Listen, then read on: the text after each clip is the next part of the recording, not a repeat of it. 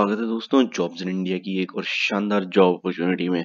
जैसा कि आप स्क्रीन पे देख सकते हैं, आज मैं आपके लिए बार्कलेज की तरफ से जॉब लेके आया हूँ। जी हाँ, बार्कलेज एक ब्रिटिश बैंक है। बार्कलेज जो इंडिया में भी बहुत जगह पर इसकी ऑफिसेस इंडिया के अंदर देखे जाते हैं। तो आज उसकी तरफ से आपके लिए जॉब क्या है, कस्टमर केयर रिप्रेजेंटेटिव की। अब मैं ज्यादातर जॉब्स ऐसी ही लाता हूँ जो एनी ग्रेजुएट हो, यानी कोई सा भी ग्रेजुएट उसके लिए अप्लाई कर सकता हो, ठीक है ना। और मोस्टली फ्रेशर्स भी उसके लिए अप्लाई कर सकते हो। इसलिए कुछ जॉब्स आपको देखने को ऐसी मिलेंगी कि थोड़ी बहुत कस्टमर केयर रिप्रेजेंटेटिव की ज़्यादा मिलती हैं, क्योंकि यही ऐसी जॉब्स हैं जिसमें एनी ग्रेजुएट और फ्रेशर्स अप्लाई कर सकते हैं। मैं कोशिश पूरी करता हूँ और भी तरीके की जॉब्स लाने की, लेकिन ये थोड़ी ज़्यादा ही मिलती हैं।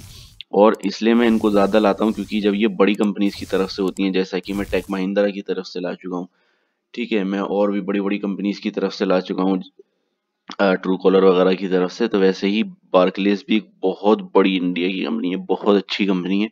इसलिए भी मैं इसके लिए कस्टमर केयर रिप्रेजेंटेटिव की लाया हूँ कि ये जॉब ज़रूर एनी ग्रेजुएट वाली है, लेकिन अगर आप इस कंपनी में काम कर लेंगे तो आपका बहुत ज़्यादा फायदा होगा आगे जाने में। तो बगैर टाइम वेस्ट करते हुए हम डिटेल्स देखते हैं। तो आपका कस्टमर केयर रिप्रेजेंटेटिव की जॉब है, लोकेशन क्या होगी आपकी, नोएडा में होगी, ठीक है। अब कस्टमर केयर रिप्रेजेंटेटिव, जैसा कि मैंने अभी बताया कि मैं इसके लिए बहुत सारी जॉब्स लेके आ चुका हूँ, ठीक है ना। तो मेरी ये कोई भी चीज़ ऐसी नई है नहीं। थोड़े से हम बेसिक चीजें देख लेते हैं, दो तीन पॉइंट्स, फिर हम आगे चलते हैं डिटेल्स की तरफ। Delight the customer by offering a professional, caring, consistent and outstanding level of customer service, build trust bye engaging in conversations using active reading, probing वगैरह वगैरह। तो आपको क्या करना है, डिलाइट द कस्टमर्स, मतलब एक तरह से कस्टमर्स को खुश कर देना है कि आप किस प्रोफेशनली तरीके से और कितना आप उनके कस्टमर के बारे में केयर करके उनकी परेशानियों को आप सॉल्व करते हैं, अगर वो आप तक रीच कर रहे हैं, ठीक है, अपनी किसी परेशानी या क्वायरी के साथ। Handle customer queries with multiple chat concurrency at a time and strive to be first point of contact for the customer with support of clearly defined scripts and processes। तो ये वाला बहुत इंटरेस्टिंग पॉइंट है। इसका क्या मतलब है कि आपके पास एक साथ multiple chat concurrency at a time, तो मतलब एक साथ पे आप मल्टीपल चैट्स पर बात कर सकते हो, ठीक है ना। मतलब एक टाइम पे आप 3 4 5 लोगों से एक साथ बात कर सकते हो उनकी स्पेसिफिक क्वायरीज से रिलेटेड। जरूरी नहीं है सबकी सेम क्वायरीज हो, सबकी सेम प्रॉब्लम्स हो, ठीक है ना। तो एक साथ आप काफी लोगों से बात कर सकते हो और उनकी क्वायरी से रिलेटेड बात कर सकते हो, ठीक है। आपको क्या होना पड़ेगा, फर्स्ट पॉइंट ऑफ कांटेक्ट होना पड़ेगा अपने कस्टमर्स के लिए। मतलब आपको कोशिश करनी पड़ेगी कि आप ही हो फर्स्ट पॉइंट ऑफ कांटेक्ट, कि वो कांटेक्ट आपको करें किसी परेशानी पे और बस उनका वहीं पे खत्म हो जाए, उनको किसी आगे जाना ना पड़े। मतलब आपके पास इतनी सलाहियत हो कि आप उनकी सारी परेशानियां पहले ही कांटेक्ट में सॉल्व कर सकें, ठीक है ना। ये कैसे होगा, जब आपके पास स्क्रिप्ट्स और प्रोसेसेस अपने पूरे अच्छे से पता होंगे। मतलब आपको आपके पास क्या है, इस अब ये क्वायरी कोई ज्यादातर ऐसी नहीं होती है कि वो पहली बार आ रही है, ठीक है। हजारों के हिसाब से कस्टमर्स को वो आ सकती हैं। तो वो क्या है, पहले भी आ चुकी हैं, तो उससे रिलेटेड स्क्रिप्ट्स ऑलरेडी कंपनी के पास रेडी होती हैं कि ठीक है, ये परेशानी है, इसके ये 3 स्टेप्स हैं आपको फॉलो करने हैं, परेशानी खत्म, ठीक है ना। यही स्क्रिप्ट्स और प्रोसेस हो गए। तो ये आपको प्रैक्टिस करके अच्छे से याद करना होगा, समझना होगा कि कौन सी परेशानी के क्या प्रोसेसर होते हैं, और उन्हीं के हिसाब से आप पहले ही कांटेक्ट में उनकी परेशानियों को सॉल्व कर दें, ठीक है। अब बाकी चीजें वही सेम हो गई कि आपको कस्टमर को सपोर्ट पहुंचाना है। अब यहाँ पे अलग अलग तरीके बता देते हैं, इस तरीके से उस तरीके से। तो सेम ही चीजें हैं, हम आगे डिटेल्स पर चलते हैं। What we are looking for, graduate in any stream, मतलब कोई भी ग्रेजुएट इसके लिए अप्लाई कर सकता है। Excellent communication skills, obviously communication skills आपकी होनी चाहिए, और टीम बेस्ड अप्रोच आपकी होनी चाहिए, कि मतलब आप एक टीम में मिलकर काम करेंगे तो ऑब्वियसली आपकी एक टीम बेस्ड अप्रोच होनी चाहिए, ठीक है ना। टाइपिंग स्किल्स आपकी अच्छी होनी चाहिए, 30 words per minute with 90% accuracy in test. तो 30 वर्ड्स पर मिनट एक एवरेज स्पीड है, ठीक है ना, एवरेज फास्ट स्पीड। अगर मैं भी कोशिश करूंगा तेज टाइप करने की, आप भी कोशिश करेंगे टाइप करने की, तो 28 से 30 वर्ड्स पर मिनट ही आते हैं, ठीक है ना।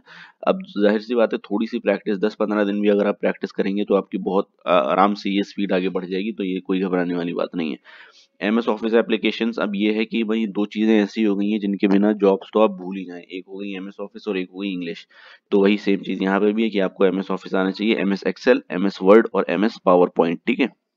अगर आपको नहीं आता है तो आप प्रैक्टिस कर लें इंटरव्यू से पहले और इंटरव्यू के बाद भी। फिर इंटरव्यू से पहले इसलिए ताकि आप बता सकें कि हाँ मुझको आता है, अगर वो कोई बेसिक सवाल आपसे पूछ रहे हैं तो आप उसको बता सकें। और इंटरव्यू के बाद इसलिए ताकि आप प्रॉपर प्रैक्टिस कर सकें और डिटेल में इन सब चीज इसके बारे में सीख सकें। यूट्यूब पे बहुत आसान है इसको सीखना, ठीक है। Skills that will help you in the role, experience of working in BPO KPO. तो अगर आपके पास एक्सपीरियंस है तो आपकी हेल्प हो जाएगी, नहीं है तो कोई ऐसी बात नहीं है।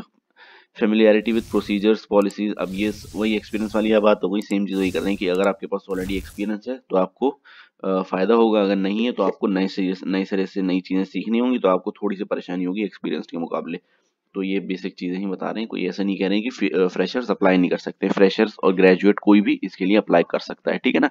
नोएडा में आपकी जॉब होगी, जैसे पहले ही आपको बताया जा चुका है। तो ये बेसिक डिटेल्स थी जॉब की। इसके बाद इन्होंने सैलरी मेंशन नहीं करी है। काफ़ी सारी बड़ी कंपनी सैलरीज मेंशन नहीं करती हैं, लेकिन इनकी नेट पर इजीली मिल जाती है। तो मैं वो थंबनेल में सैलरी मेंशन कर दूंगा, आपको क्या रहेगी, एस्टिमेट मेंशन करूंगा। एग्जैक्ट आप यही ना माने कि यही मिल जाएगी, मैं एस्टिमेट मेंशन करूंगा कि आपको उससे थोड़ी ज़्यादा भी मिल सकती है, कम भी मिल सकती है, ठीक है ना। अब इस जॉब पे अप्लाई करना बहुत सिंपल है। जैसा कि आपको यहाँ अप्लाई फॉर जॉब का ये बटन दिख रहा है, जब आप इस पर क्लिक करेंगे तो आपका एक वेब पेज खुलेगा। यहाँ पर पहले आपको टर्म्स एक्सेप्ट करने पड़ेंगे, वो वाला मैं ऑलरेडी कर चुका हूँ। जब आप टर्म्स एक्सेप्ट कर लेंगे तो आपका ये वाला पेज खुलेगा। यहाँ पे क्या करना है, आपको एक अकाउंट बनाना पड़ेगा अपने, जो भी ये बड़ी बड़ी कंपनीज होती हैं जैसे बार्कलेज हो गई, ये सब हो गई, तो ये हमेशा आपको अकाउंट बनाने को कहेंगे एप्लीकेशन करने से पहले, क्योंकि ये अपनी खुद की वेबसाइट पर अप्लाई करवा रहे हैं आपको, किसी naukri.com या linkedin.com पे आपसे अप्लाई नहीं करवा रहे। तो ये उनकी उनकी खुद की वेबसाइट है, इसलिए ये आपसे लॉगिन करवाएंगे, ताकि इसके ज़रिए से आपकी डिटेल्स इनकी कंपनी के पास सेव हो जाएं, ताकि अगर आप आगे जाके सिलेक्ट होते हैं तो वो डिटेल्स वहीं से वो डायरेक्टली एक्सट्रैक्ट कर सकें, ठीक है ना। तो बाद जब आप यहाँ पे न्यू यूज़र अपना अकाउंट बनाएंगे, अपने रेज्यूमे वगैरह आपको डालना होगा, नाम वगैरह डिटेल्स वगैरह ये सब चीज़ें आपको डालनी पड़ेंगी। हो सकता है कुछ ये स्पेसिफिक क्वेश्चंस पूछें, यहीं पर क्वेश्चंस आपको दे देंगे कि आप यहाँ पर किस लिए काम करना चाहते हैं। नीचे आपके पास एक पैराग्राफ पड़ा हुआ है, आप उसमें लिखें। यही सब चीज़ें होती है एप्लीकेशन, ऑनलाइन एप्लीकेशन में। तो दोस्तों आज की वीडियो यही थी। अगर ये वीडियो पसंद आई है तो इसको लाइक करें, चैनल को सब्सक्राइब करें। मैं ऐसे ही कोशिश करूंगा कि बड़ी से बड़ी कंपनीज की जॉब्स आपके लिए लेकर आता रहूं, ताकि आपको फ्यूचर में इन बड़ी कंपनीज में काम करने का बहुत ज़्यादा फायदा मिले। मिलते हैं जल्दी एक और नई जॉब अपॉर्चुनिटी के साथ। जो दोस्त वीडियोज़ को लाइक करते हैं, सब्सक्राइब करते हैं चैनल, उनका दिल से शुक्रिया।